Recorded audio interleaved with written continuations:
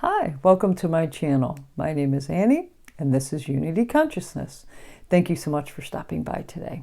I want to talk about this week's energy, but before we do, I'd like to welcome any new subscribers and also thank those of you who are returning for this week's energy update. Well, we start this week with that really cool vibe that began last weekend, and it was relative to Mars trining Saturn, Venus, the North Node in Mercury, and sextiling Uranus, and Uranus sextiling that same Piscean energy, that Saturn, Venus, North Node, and Mercury energy. I have to tell you, it was fun to be witness to not only my own, but in others as well, these massive jumps in perception, activation through awareness of especially quantum principles and ascension. The vibration of the partial solar, that new moon solar eclipse in Aries is definitely a thing. And it's definitely carrying this very high frequency energy that is helping so many people with the ability to see things that they have not seen before and reach levels of awareness that they have never felt before. It was such a very positive, pivotal time, and this energy is going to stay with us and going to continue through the week and culminate this weekend with a full moon in the sign of Libra, but I don't want to get too far ahead of myself. The energy between now and then is going to perfect at the time of that full moon. So let's talk about it. Saturn, which typically I don't speak about the Saturn, Pluto, Uranus retrograde cycles when they enter shadow, but I think it's important to note because Saturn is going to enter shadow today at 25 degrees, 9 minutes of Pisces. And I want to talk about this because we've discussed the energy that's in Pisces moving into then whichever planet that is actually making those movements and the areas in which it represents. But that energy in, let's say, Pisces moving into Aries, and again, the energy that that planet represents. And for Saturn, it is all about, responsibility. It is about pausing for purpose. But most importantly, that triad of authenticity that we spoke about. It's about intention and purpose, why we do things, but the intention and purpose being grounded in truth and authenticity. And by doing so, the need is expressed and the effort will then meet that need. And if you use the triad of authenticity through that process of especially a Saturn retrograde cycle, you can really see where things have fallen apart if those elements don't match up. Now, what's really important too to note, this is something I just learned, is Saturn is actually ringless right now. Of course, we know that Saturn doesn't lose rings, but it's the vantage in which we can see from Earth by looking at Saturn because its axis is tipped. And because it's level, when viewing it, it looks like it doesn't have rings. So Saturn is actually ringless, so to speak. And that began on the 23rd of March and it goes for 44 days or up until I believe it's the 6th of May. So here we have another planet that's going through a cycle that actually is a 14.7 year equinox. The Saturn equinox phase is 14.7 to 15 years. So we're resetting a cycle here too. Very interesting to note. And with Saturn's rings being not able to be seen, it could be boundaries dropping. Anything that Saturn represents is a little bit more prevalent now as far as its dismissal or the dissolution of those. So very interesting time for Saturn. Let's talk about the dates of Saturn retrograde in case you want to write them down. Saturn is going to enter Pisces. So Saturn's going to keep moving forward in shadow, enter Pisces on the 25th of May, on the 25th of May. Then on the 17th, on the 13th of July, that's when Saturn goes retrograde in the sign of Aries at 1 degree, almost 2 degrees of Aries. Then he's going to start retrograding and retrograde back into Pisces on the 1st of September.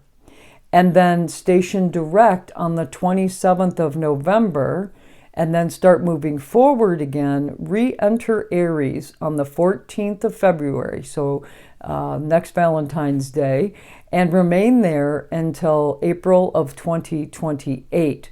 Important to note, if you have a natal Saturn in Aries, you definitely want to pay attention now and definitely put those dates on the calendar. So just some fun Saturn facts. Like I said, if you have a Saturn in Aries natally, you're about to enter your retrograde cycle, and this phase, this entering of the shadow, pre-retrograde shadow phase, which is what we're entering now, is going to be important to note. So definitely write topics that are occurring in your life so that as you enter the retrograde cycle, you'll be able to discern what the purpose or the pause is of that cycle. Also today, we will have the Sun, which is in the sign of Aries, is going to sextile Jupiter in Gemini.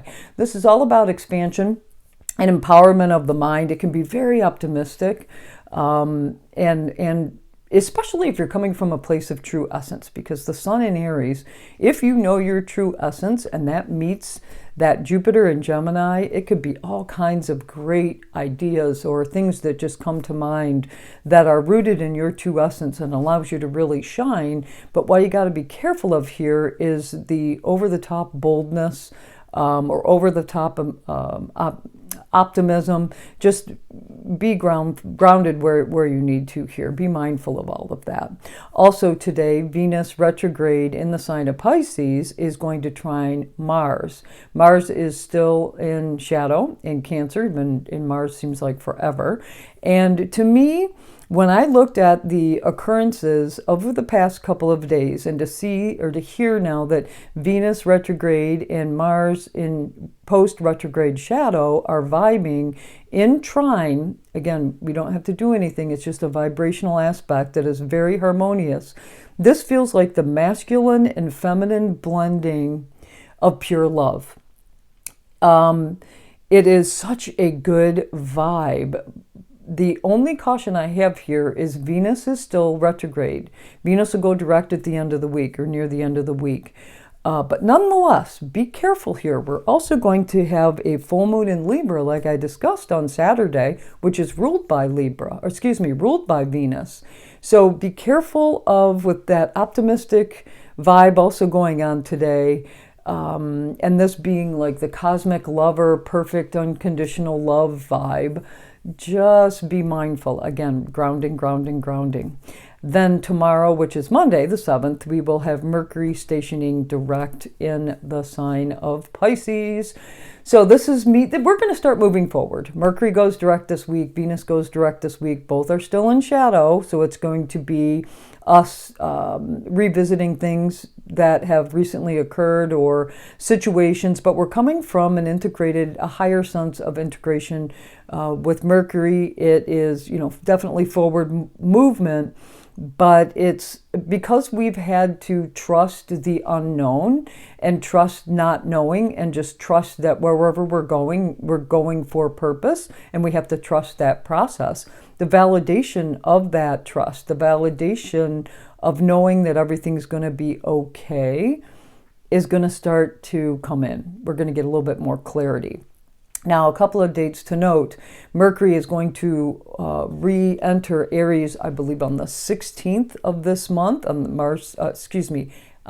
April 16th, and then out of shadow completely at 9 degrees of Aries on the 26th, closer to the end of the month. But we've got some real prickly energy near the end of the month. We'll talk more about that later. Venus, which is retrograde in the sign of Pisces, is going to conjunct Saturn as well. So remember I just spoke about Venus and Mars trining and everything being all hunky-dory? Well, now 1 day later, Venus is going to conjunct Saturn. And this is a reality check moment of, I would say, about the truth of love. Venus has been through a retrograde cycle and still in this retrograde cycle, going direct at the end of the week, but still really reassessing what personal value, aesthetics, relationships with money, value. We've taken a good hard look at some of these things. Love and beauty, compassion, because she was in Pisces, then went into Aries. Right now, she's conjunct Saturn in the sign of Pisces, where she's exalted. So I think we're taking a really good, hard look at some relationship dynamics and our self-worth. And that's going to be important when it comes time for this full moon in just a couple more days. Then on Tuesday, which I believe is the 8th, we will have that same Venus, which is retrograde, is going to sextile Uranus.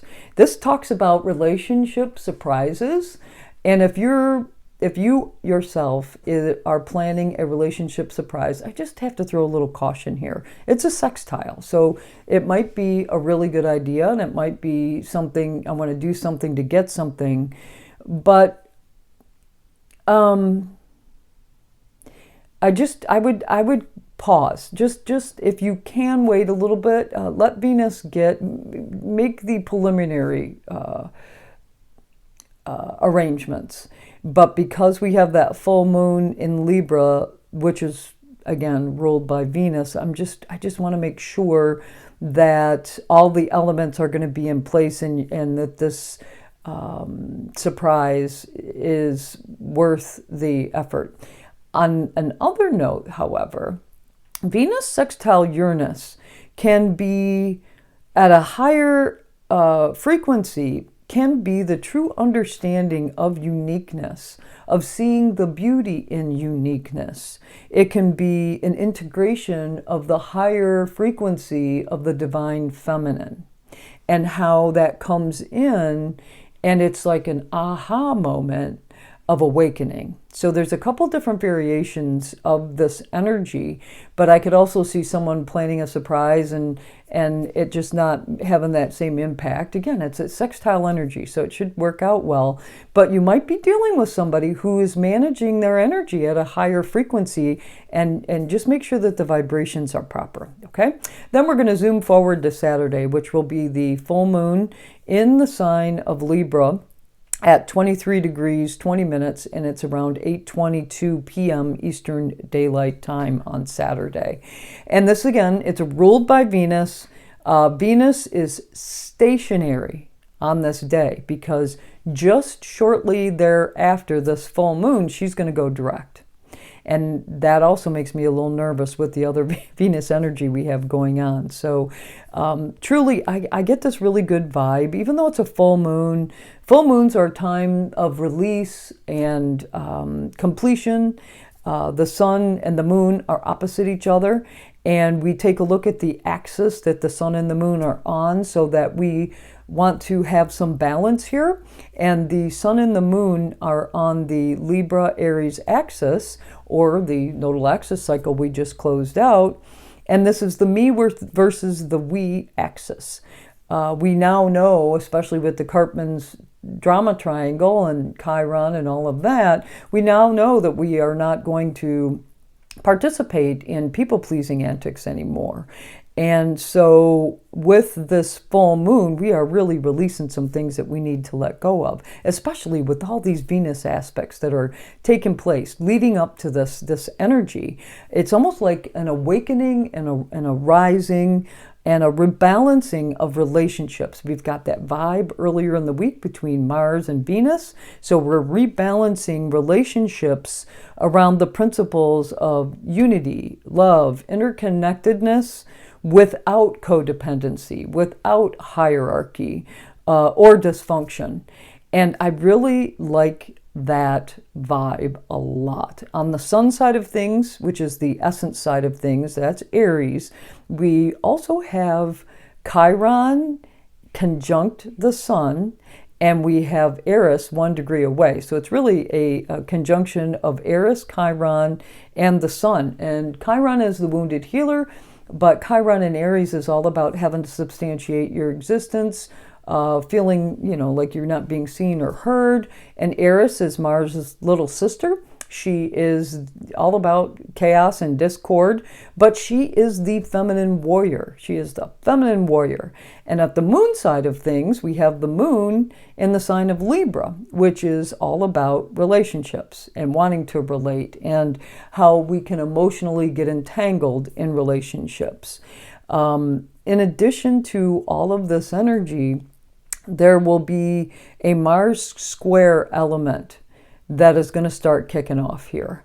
So Mars will be around 27, where's my moon? Here it is. Mars will be at 27, almost 28 degrees of Cancer at this time. So Mars is beginning to square the energy that exists in, and will perfect later, Black Moon Lilith and Haumea in Scorpio. Mars is going to, as soon as he gets into the sign of Leo, which is very soon, is going to oppose Pluto, and that's all about power dynamics. We've been here before. It was part of Mars retrograde cycle. And this full moon energy, just think about this, with relationship dynamics, and Mars currently in the sign of Cancer, teaching us all about heart-centered consciousness and reality and actions and passion. And if we begin to see any of the oppositional energy that is ego-based, I just don't think people are going to have it anymore. I just don't think we're going to play games with this anymore. Mars at the same time, at this time of the full moon, Mars is still doing that fun vibe energy as it was with Saturn and Venus and Uranus and North Node, Mercury, all that. So that energy is still vibing, but that energy is beginning to shift. We don't want to lose the principles. We don't want to lose those jumps in perception and that activation through awareness of the people, of the power of the groups of people. We don't want to lose that as we move forward and move through this full moon energy, and things begin to get a little bit more complex as the week continues. In addition, there's also another aspect that I want to talk about at the time of this full moon.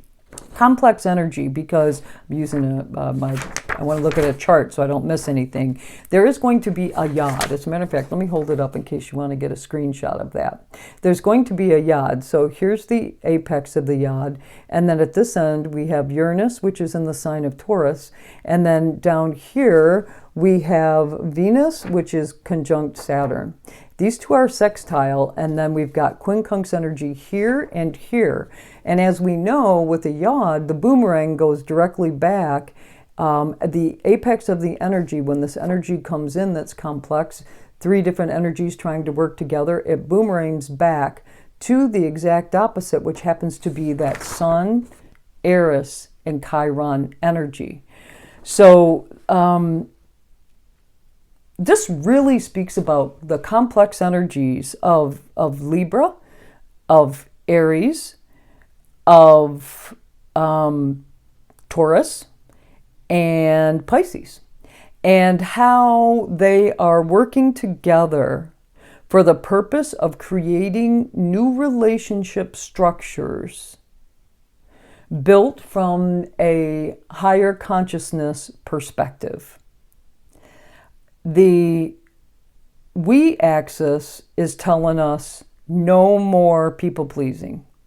The me axis, if it comes from a place of truly understanding your pure and true essence, you can now integrate with others that may not completely align with you, but for the greater good of all, and a very Aquarian theme, we can weave ourselves into that tapestry and become a larger group of people for purpose, against the polarity, against ego-centered actions that can be harmful to the greater good of all, okay? And I also believe, because of that yod with the boomerang, if there's any aspects in a personal relationship or a working relationship. Doesn't matter the relationship. It could even be with yourself. If there are dynamics that still exist with having to substantiate your existence, you feel like you're not being seen or heard, you're done. You're absolutely done. So also, I want to talk about outer planets just for a second. At the time of this full moon, we also have Neptune, which is at 0 degrees of Aries, and he's vibing really nice. Sextile with Saturn. We talked about patriarchal wounding and the metamorphosis that can occur, and then the Haumea and Black Moon Lilith and Scorpio. There is a complex energy there because that is a quincunx back to Neptune. So this energy speaks about stepping into your sovereignty, which is all about Aries energy. Be autonomous, find balance, harmony, and enable unconditional love with spiritual awakening. Human collaboration, especially on the quantum level, these are quantum theories now. Human collaboration on a quantum level is imperfect. It has to be imperfect because it's through those imperfections that it becomes greater, larger, and more expansive. And with those imperfections, you can find unity consciousness. We're evolving to understand what that concept is about now. Okay? Well, that's all I have for you this week. Thank you so much for joining me and also sticking with me. I decided to use the Animal Spirit deck this week, and I have to tell you, it was really funny. First of all, I don't believe there was a deck that wanted to work today. I asked, and usually I get a vibe from a deck, and I didn't. So I called these guys off, and Animal Spirit deck, and it's Kim Krans. I love this deck. And the card that jumped out and truly speaks about the energy of, although this is all about air energy, but it is the Scorpion. And that has a lot to do with Scorpion energy, which actually is water. But this card in this deck has to do with air. So the card of this week is Scorpion. Let's see what the book has to say. Passionate, competitive, tends towards isolation. The Scorpion is a passionate and determined creature. Their career is very important to them, as are a few select friends. Sometimes the Scorpion's heat festers, and they focus on an unresolved event from the past, usually a situation where they were left feeling burned. The Scorpion card says it's time to come clean about your feelings so everyone can heal and you can get back to your usual fiery but fun self. When in balance, it's wild and free and fierce. When it's out of balance, it's jealous, resentful, and unresolved. To bring it into balance, you need honesty and forgiveness. And I truly believe we can find that this week. Well, thank you so much for joining me today. If you like this video, please do click the like button. If you want to co-create with me, please do share this video with others that you believe it could help. Any comments or suggestions, post them in the comment box below. And if you want to know when videos are being dropped, click the subscribe button. Thank you so much for joining me today. I hope you have a fabulous week with all this Venusian energy. Our personal planets beginning to go direct. I think we're going to begin to see some real movement forward, clarity, and jumps in perception, and true quantum dynamics and activations. Enjoy every minute. Namaste.